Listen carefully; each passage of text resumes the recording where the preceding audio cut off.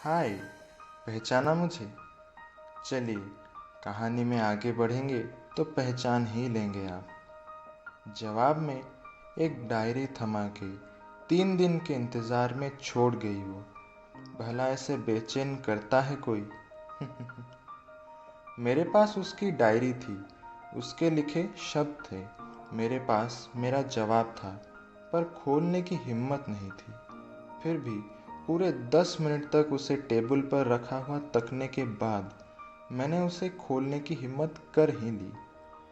पहला पन्ना खोलते ही इतनी सुंदर लिखावट में आशी लिखा पाया मैंने। इतनी सुंदर डिज़ाइन बनी थी मानो पूरा दिल उतार दिया हो किसी ने लिखते वक्त। अब मैं चौंक सा गया था।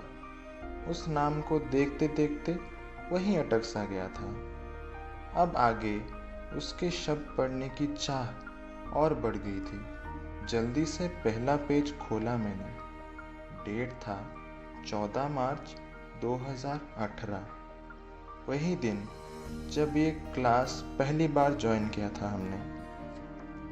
नया स्कूल, नए लोग, नया डर। यहाँ कोई दोस्त बनेगा या नहीं, पर इन सब से ऊपर वो चेहरा जिससे न जाने कैसा खिंचाव महसूस हो रहा था पहले ही दिन से। पहले कुछ पन्ने तो उस लड़के के वर्णन में बीत गए। बिना नाम जाने किसी से कैसे प्यार कर बैठते हैं, ये उसके शब्दों में साफ झलक रहा था। फिर आई तारीख 18 अप्रैल की। आज बात हुई उससे पहली बार, भले ही बस पेन मांगने की हो, पर उसने मुझे बुलाया तो सही। अब तक नाम नहीं कहा था ना मैंने। हिम्मत नहीं होती कि खुद से भी कह सकूं, पर अब जब 1 महीना हो ही गया है। आरुष वर्मा, बिना कहे बिना जाने, जितना प्रिय हो चुका है वो, ना जाने और कौन हो पाएगा। इतना पढ़ के मेरे हाथ पैर ठंडे पड़ गए। जितना वर्णन उसने किया था वो मेरे लिए था। इतना प्यार वो जिससे करती आई है वो मैं हूँ, और मुझे उसने कभी भनक भी लगने नहीं दी। ये सब जानने के बाद जो चाहत मेरे अंदर पल रही थी उसके लिए अब 1000 गुना हो चुकी थी। अब जब मुझे मेरा जवाब मिल गया था, इतनी खुशी थी दिल में कि मुस्कुराना रोक ही नहीं पा रहा था। पर कहीं कोने में रिग्रेट सा था।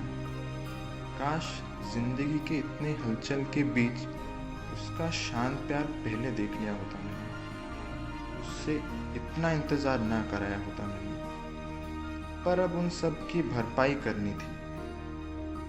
उसे इतना खुश करना था कि उसे कभी लगे ही ना इस लाइफ वो कभी अकेली थी। अब मैं इस मैं को हम बनाना था। लेकिन वेट, कैसे? पहली बार था कि कोई लड़की के लिए ऐसी फीलिंग्स थी मेरे अंदर। दिल का हर एक भाग भवंडर मचा देना चाह रहा था। पर जैसे कि आप भी जानते हैं, कहने और करने में काफ़ी अंतर होता है। उफ। पर कुछ समय सोचने के बाद मैंने सोचा, उसकी मुस्कान तो उसी के अंदर छुपी है। उसको मन में रख के एक कविता लिखूंगा और उसके दिए इस भाव का वर्णन करके उसका दिन जिंदगी का सबसे खूबसूरत दिन बनाऊंगा। चलो, अब जब कविता लिख ही ली है तो एक बार पढ़ लेता हूँ। पहले खुद की तसल्ली हो जाए, फिर उसे सुनाऊंगा। उसकी जुल्फों की अंगड़ाइयाँ क्यों तन्हा कर रही है मुझे। इश्क में उसके फना तो था ही मैं, अब गुमसा होने लगा हूँ।